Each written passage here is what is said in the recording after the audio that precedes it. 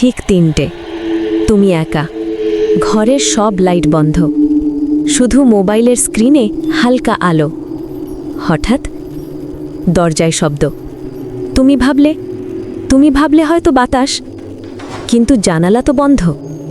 আবার শব্দ। এবার ধীরে ধীরে দরজার হাতল নড়ছে। তুমি সাহস করে জিজ্ঞেস করলে, কে কে ওখানে? কোনো উত্তর নেই, শুধু ফিস ফিস করে একটা কণ্ঠ, দরজা খোলো, আমি তো তোমার পেছনেই দাঁড়িয়ে আছি। তুমি জমে গেলে, কারণ দরজাটা তো সামনে। ধীরে ধীরে তুমি ঘাড় ঘুরিয়ে পেছনে তাকালে, দেখলে আয়নার ভেতরে তুমি দাঁড়িয়ে আছো, কিন্তু আয়নার তুমি হাসছে, আর তোমার পেছনে অন্ধকারে একটা লম্বা ছায়া। হঠাৎ মোবাইলের স্ক্রিনে নিজে নিজে ইউটিউব খুলে গেল।